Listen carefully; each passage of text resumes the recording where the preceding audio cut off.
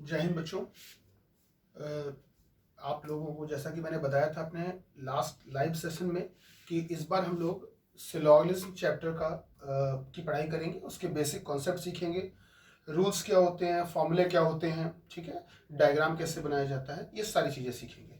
तो सबसे पहले तो आप लोगों से मेरा ये कहना है, ये रिक्वेस्ट भी है और साथ ही साथ ये आपसे एक सलाह भी है कि आप लोग वीडियो को लास्ट तक जरूर देखिएगा, क्योंकि गलती आप लोग ये करते हैं, लास्ट में मैं कुछ इंपॉर्टेंट क्वेश्चंस करवाता हूँ तो आप लोग आमतौर पे वो क्वेश्चंस जो हैं वो नहीं देख पाते हैं। बस स्टार्टिंग के 2 या 3 मिनट वीडियो देखते हैं, अरे वाह संजय सर को देख लिया या वीडियो देख लिया या ठीक है वीडियो आया है, बस बात खत्म। तो उसमें स्टार्टिंग में आपको केवल और केवल हमारा आपका बस एक छोटा सा इंटरप्शन दिखता है और कुछ नहीं। तो मैं आपसे ये कहूँगा वीडियो को लास्ट तक जरूर देखना बेटा, क्योंकि इसके आखिरी में मैं आपको 3 क्वेश्चन दूंगा, ठीक है, 3 क्वेश्चन दूंगा और वो 3 क्वेश्चन के आंसर्स आप मुझे कमेंट करके बताएंगे, ठीक है। और उसके बाद में ये होगा कि उसके आंसर्स मैं आपको अगले वीडियो में बताऊंगा, तो इसका पार्ट 2 दूंगा तो उसमें बताऊंगा आपको। प्रॉमिस ये करता हूं कि सिलॉजिज्म चैप्टर जो आपका है, जैसे कि आमतौर पर लोग न्याय निगमन भी कहते हैं, कभी इसको कथन एवं निष्कर्ष के नाम से भी जाना जाता है, तो लोग अलग अलग नाम से जाने जाते हैं। तो आपसे ये प्रॉमिस है, मेरा कमिटमेंट है बेटा, कि इसमें बेसिक से लेकर और हाई लेवल तक चाहे किसी भी एग्जाम का कोई भी क्वेश्चन हो आपका गलत नहीं होगा। मतलब अगर पेपर में 5 क्वेश्चन आ रहे हैं तो ये मानकर चलना 5 में से 4 नहीं सही होने चाहिए, 5 के 5 सही होने चाहिए और वो होंगे आपके। इसलिए वीडियो को लास्ट तक देखना, जो लास्ट में 3 क्वेश्चंस दूंगा उनको जरूर ध्यान से देखना और इनके सबसे पहले बेसिक जो फंडामेंटल्स होते हैं वो जरूर देख लेना, ठीक है। यही आप लोगों के लिए इंपॉर्टेंट है, इसमें ध्यान दीजिए। तो सिलॉजिज्म चैप्टर कह सकते हो या फिर कह सकते हो बेटा न्याय निगमन, या फिर कह सकते हो न्याय निगमन।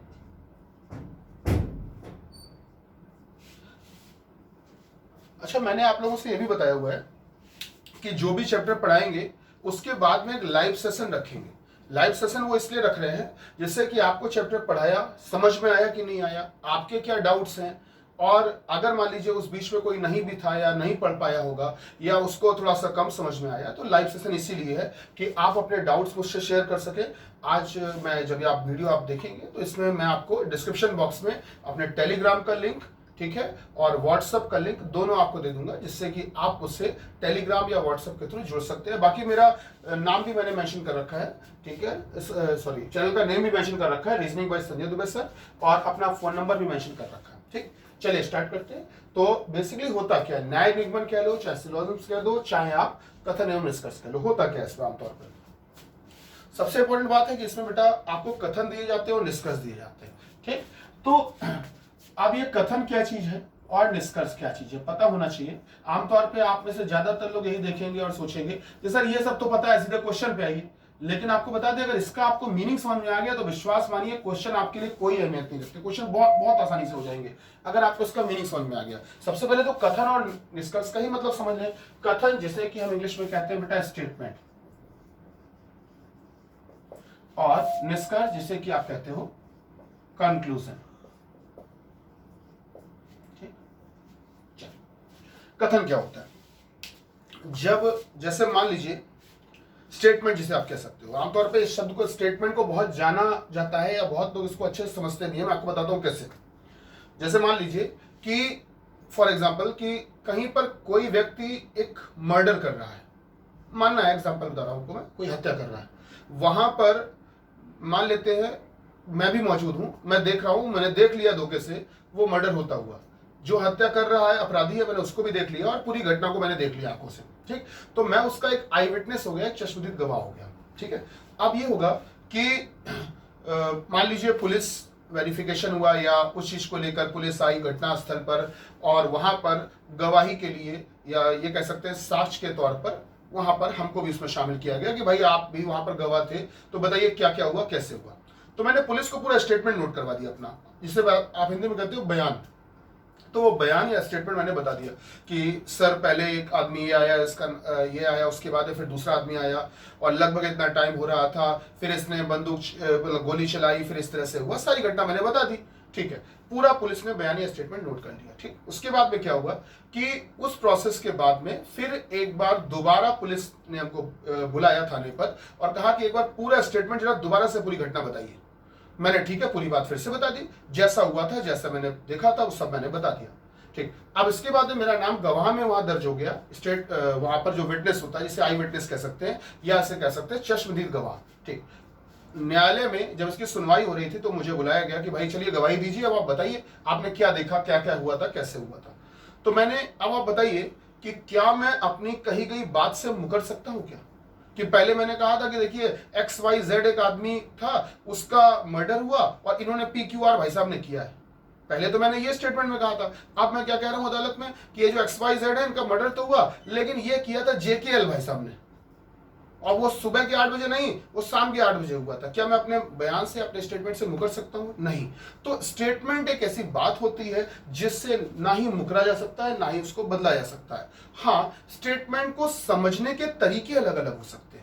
जैसे कि संविधान सुना होगा आपने, संविधान के बारे में भी यही कहा जाता है कि संविधान को बदला नहीं जा सकता है, हाँ संविधान में संशोधन किया जा सकता है, अमेंडमेंट किया जा सकता है। तो स्टेटमेंट का मतलब क्या हुआ? एक ऐसी बात, एक ऐसी घटना या ऐसा कोई वाक्य या ऐसी कोई कही गई बात, बोली गई बात, जिससे ना ही उसकी थीम को बदला जा सकता है, ना ही किसी प्रकार से उसका मीनिंग बदला जा सकता है। ठीक है, तो कुल मिला के केवल इतना है कि उसके बोलने का तरीका थोड़ा सा इधर उधर हो सकता है, बाकी उसका जो मतलब है, अर्थ है, अभिप्राय है, वो वही रहना चाहिए। तो कथन की परिभाषा में ओरल जल्दी से बोल रहा हूं, आप लोग सुन लीजिएगा, इसमें कुछ खास नोट करने वाला नहीं, लेकिन समझने वाला है। तो कथन की परिभाषा ये होती है कि तथ्यों या जानकारियों का एक ऐसा संग्रह, कि तथ्यों या जानकारियों का एक ऐसा संग्रह जिसके आधार पर कोई वक्तव्य बोला जाता है, उसे कथन कहते हैं। फिर से सुनिएगा, तथ्यों तथा जानकारियों का एक ऐसा संग्रह जिनके आधार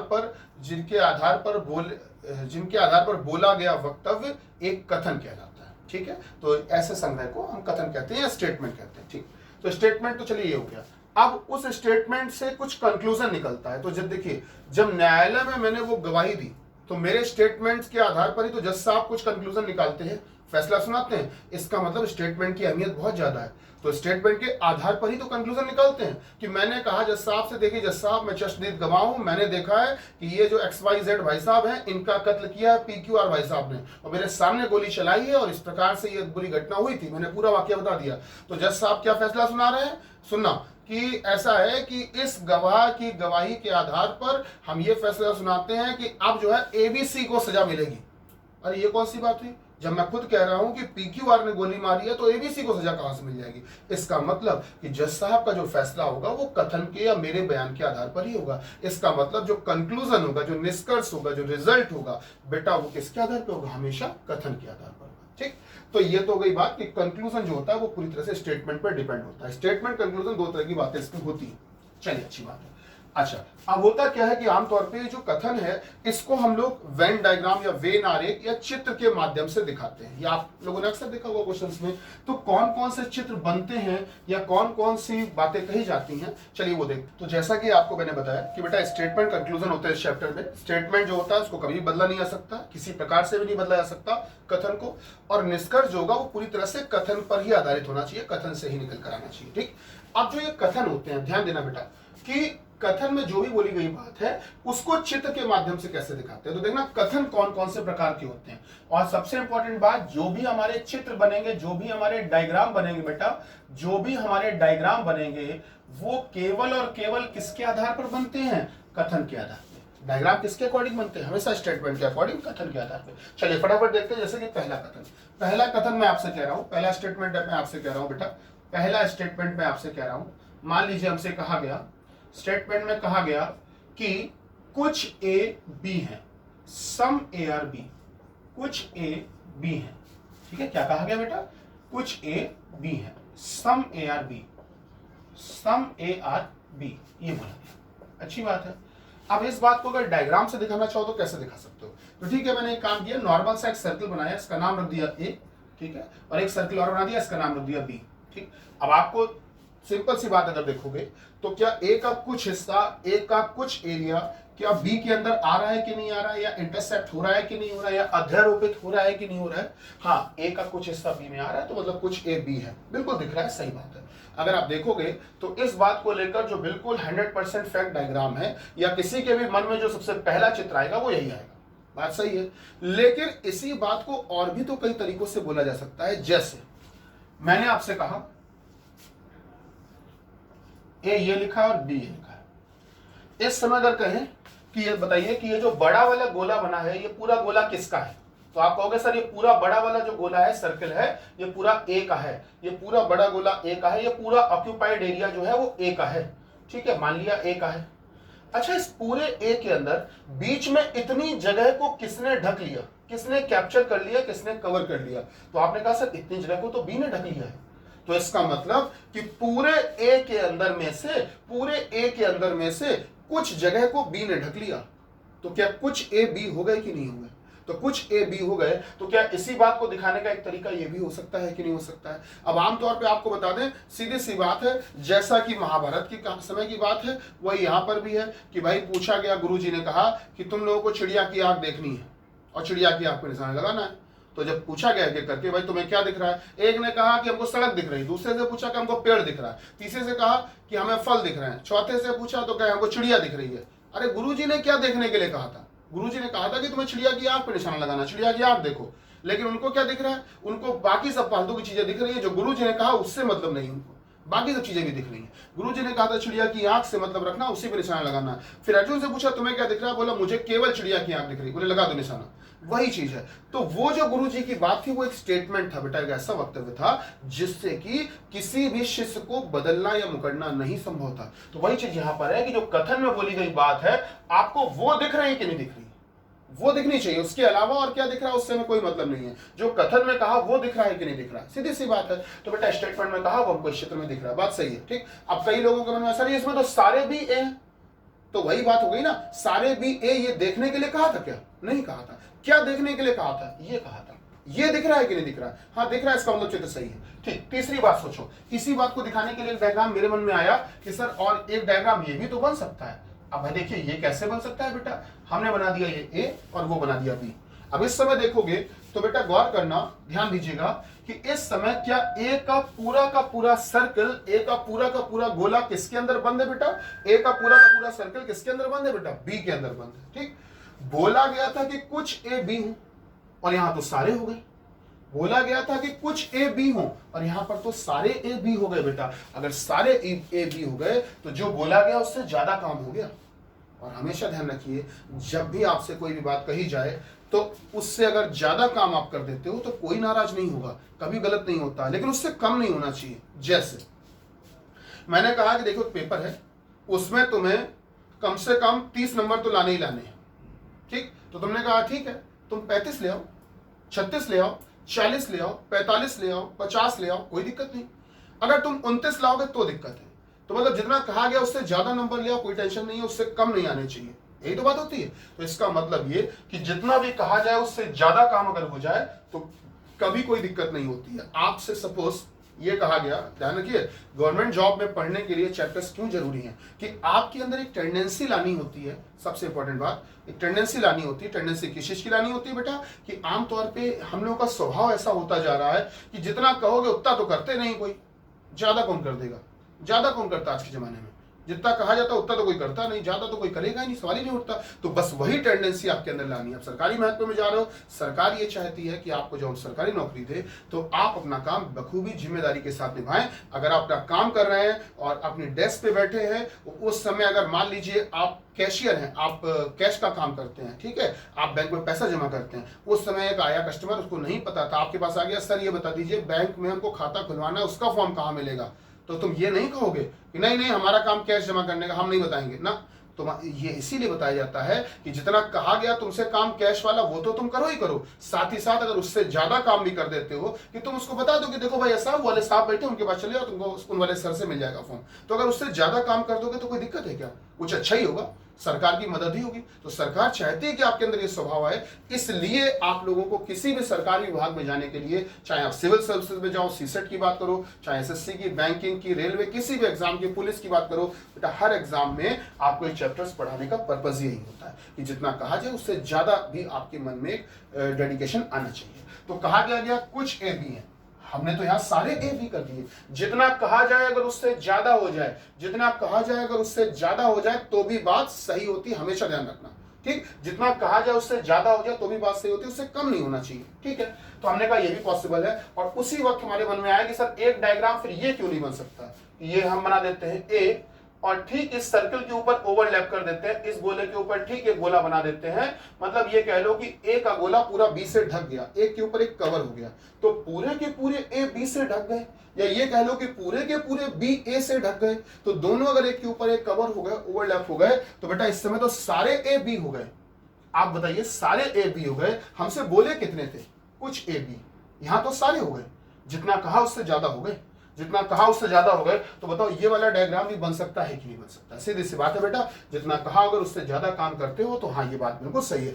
आमतौर पे हम लोगों के अंदर जो स्वभाव आ चुका है वो केवल इतना है कि जितना कहा जाए उतना ही करना है, लेकिन आपको हमको यहां से लेकर यहां तक लेके जाना है कि बेटा जितना कहा जाए वो तो करना ही करना है, उसके अलावा उससे ज्यादा काम भी कर दो, कोई टेंशन नहीं, कोई पाप नहीं पड़ेगा, परेशान ना होना। ठीक, तो एक तो इस कथन को दिखाने के लिए 4 तरह के डायग्राम होते हैं, जो इसके अलावा कोई डायग्राम नहीं होता। ठीक है, अब आते हैं अगले कथन में। बस अगर आपसे स्टेटमेंट में कहा जाता है कि सारे ए बी हैं तो ऑल ए आर बी, इसको आमतौर पर हमारे मन में दिखाने के लिए, इस बात को बताने के लिए यही एक डायग्राम सबसे पहले आता है। जबकि ऐसा नहीं कि केवल यही डायग्राम हो, इसी बात को दिखाने के लिए एक रास्ता और भी हो सकता है कि अगर हम एक सर्किल बना दें, इसका नाम रख दें ए, और बेटा इसी के ऊपर एक सर्किल और बना दें करेक्ट इसके बराबर, जिसकी परिधि के बराबर एक सर्किल और बना दें, गोला बना दें, और इसके ऊपर ढक दें, एक के ऊपर एक ओवरलैप कर दें। ठीक है, तो दोनों a is equal to B अगर करके बना दें तो a और b दोनों एक के ऊपर एक कैप्चर हो गए, ढक गए। इस समय भी तो बेटा अगर देखो तो सारे a b हैं कि नहीं, अभी भी सारे ए बी हैं। तो इसी बात को दिखाने के लिए 2 तरीके होते हैं, 2 तरह के डायग्राम, एक तो ये होता है और एक ये होता है। ठीक, तो ये तो हो गई इतनी सी बात। अच्छा, अब इसके अलावा अगर देखें तो आप लोग, मैं फिर से कहूंगा एक बार कि आप लोग बेटा जो भी नोट्स ये जो मैं बता रहा हूं, इन पॉइंट्स को एक प्रॉपर वे में अच्छे तरीके से फेयर नोट्स बनाना।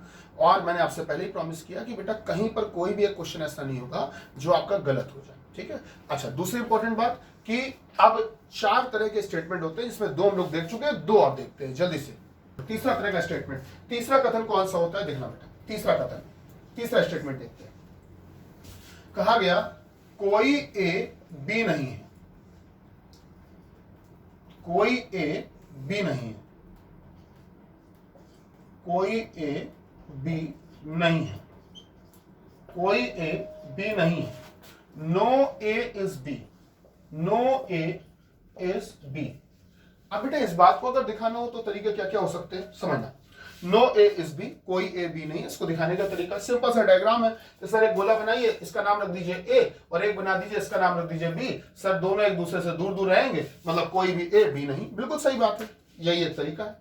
तो इस चीज को दिखाने का यही एक रास्ता है बेटा कि आप कोई ए बी नहीं है इसको दिखाएंगे। तो कैसे दिखाएंगे, सिंपल सी बात है, ए और बी को बिल्कुल दूर दूर बना दीजिए, दैट मीन कि no A is B. Okay, अब चौथे तरह की बात करें, चौथा स्टेटमेंट क्या हो सकता है। तो वो चारों तरह के स्टेटमेंट मैं आपको बता दूंगा, और चारों तरह के स्टेटमेंट्स के लिए दुनिया में कितने चित्र बन सकते हैं वो सारे आपके सामने बोर्ड पे बन रहे हैं। इसके अलावा मैं आपसे प्रॉमिस कर रहा हूं एक भी चित्र नहीं बन सकता, इसके अलावा नहीं बन सकता, प्रॉमिस। चलिए चौथा देखते हैं, चौथा कथन क्या हो सकता है। मान लो किसी ने कहा कि कुछ ए बी नहीं है, कुछ ए बी नहीं है, या ये कह सकते हो कि no A, sorry, some A are not B, some A are not B. अब इस बात को अगर बेटा चित्र के माध्यम से दिखाओ तो बड़ी समझदारी से काम करना बेटा, बहुत समझदारी से मेरी बात को याद करना। चैप्टर जब शुरू किया था तो हम लोगों ने क्या कहा था कि कथन में जो बोला जाए वो हमको दिखना चाहिए, बात खत्म। उसके अलावा और क्या दिख रहा है उससे कोई मतलब नहीं, कथन में जो कहा गया वो इंपॉर्टेंट है, वो दिखना चाहिए बेटा। ठीक, तो चलिए कुछ ए बी नहीं है, इस बात को दिखाने का मैं आपके सामने एक चित्र बना रहा हूं, तरीका बता रहा हूं, आप बताना क्या इस बात से सहमत है। हमने गोला बनाया, इसका नाम रख दिया ए, और एक गोला बना दिया, इसका नाम रख दिया बी। इस समय जो कथन में कहा गया वो आपको इसमें दिख रहा है कि नहीं दिख रहा है, उसके अलावा क्या दिख रहा है वो मत चक्कर में पड़ना, जो कहा गया वो दिख रहा है कि नहीं दिख रहा है। कहा गया सम ए आर नॉट बी, कुछ ए बी नहीं है। चलिए देखते हैं कौन से ए है जो बी नहीं है, कौन सा वो ए का हिस्सा है जो बी नहीं है। तो मैंने कहा सर ए का जो ये वाला एरिया है, जो ये वाला शेडेड एरिया है, जो ए का ये वाला हिस्सा है, जो ए का ये वाला एरिया है, ये वाला ऑक्यूपाइड एरिया, ए का ये वाला जो जगह है वो बी से दूर है, बी से अलग है। तो कुछ ए बी नहीं है, वो कौन से ए है जो बी नहीं है बेटा, ये वाले ए है जो बी नहीं है, ए देखो अलग है बी से। ठीक, इसी बात को दिखाने का एक तरीका और कौन सा हो सकता है, मैंने एक सर्कल बनाया, इस बड़े सर्कल का नाम रख दिया ए, अंदर वाले का नाम बी। अगर आप देखोगे तो ये पूरा बड़ा जो गोला था, ये पूरा गोला किसका था, ए का, और उसके अंदर बीच में इतनी जगह को किसने ढक लिया, किसने कवर कर लिया, बी ने, बिल्कुल ढक लिया।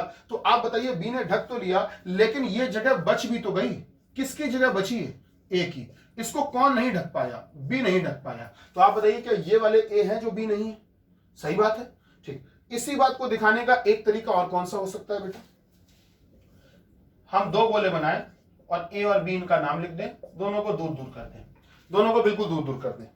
अब हमने ए और बी को बिल्कुल दूर दूर कर दिया, कहा गया था कुछ ए बी नहीं है, ध्यान से सुनना, कुछ ए बी नहीं है, यहां तो मैंने पूरे बी ए दूर कर दिए। कहा गया था कुछ ए बी नहीं है, यहां पर तो मैंने पूरे ए बी से दूर कर दिए, जितना कहा उससे ज्यादा कर दिया।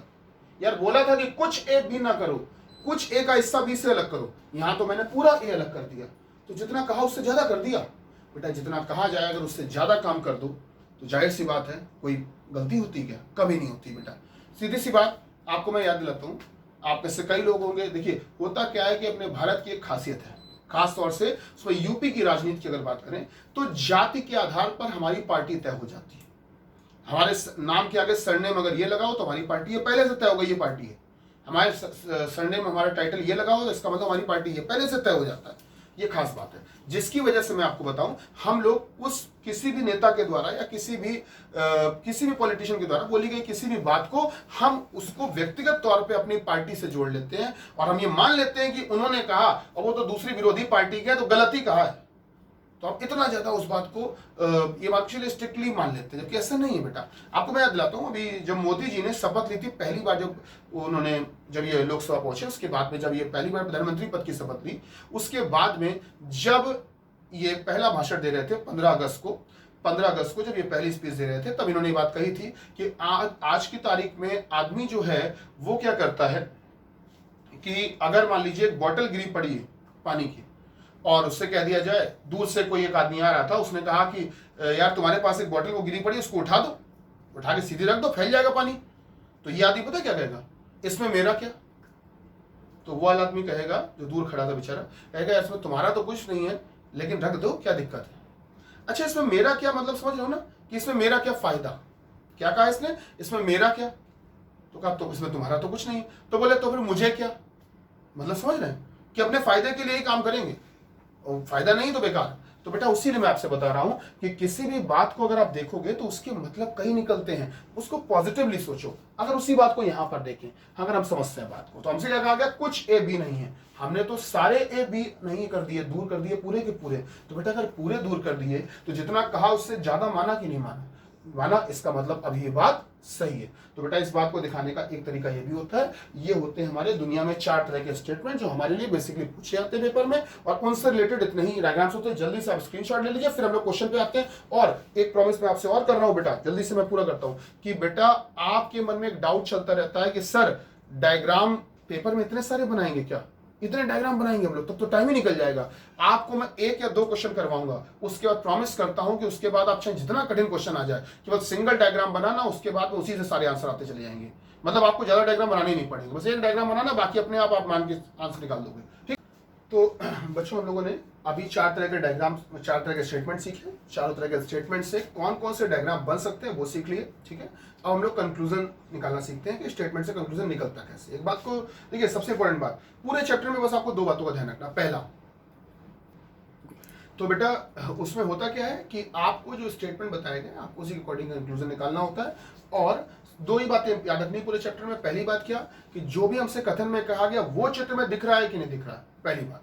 दूसरी बात क्या होती है कि जितना भी आपसे कहा जाए कथन में, अगर उससे ज्यादा काम आप कर देते हो चित्र में तो कोई दिक्कत नहीं है, उससे ज्यादा हो जाता है कोई टेंशन नहीं। जल्दी से फटाफट क्वेश्चन देख लेते हैं। तो क्वेश्चन में मैंने आपको स्टेटमेंट दिए, तो बेटा स्टेटमेंट लिखकर ये दिए गए, ये आपको स्टेटमेंट दिए गए बेटा, और उसके बाद में ये कंक्लूजन दिए गए। तो ये जो स्टेटमेंट है इनके हिसाब से जल्दी से LTD theorem based least touching diagram, बिल्कुल सिंपल सा डायग्राम जो आपके और हमारे मन में सबसे पहले आना चाहिए। उसमें केवल इतना करना है कि कथन में जितना जितना कहा गया उतना हम काम करेंगे। अपने मन से कोई भी स्मार्टनेस है, ओवर स्मार्टनेस हमको नहीं दिखानी, सिंपल सा काम। जल्दी से देख लेते हैं। कुछ पी क्यू है, हमने गोला बनाया, इसका नाम रख दिया पी। तो कुछ पी क्यू है तो बेटा P का कुछ गोला हिस्सा मैंने Q में शामिल कर दिया, तो कुछ P Q है, बात सही है बेटा, कुछ P Q है, ये बिल्कुल बात सही है, ठीक है। अच्छा अगला देखो, अगला क्या बोला गया हमसे, अगला बोला गया बेटा, अगला कहा गया कुछ Q R है, तो ठीक है कुछ Q R है, चलिए अच्छी बात है, कुछ Q R हो गए, ये बात भी सही है।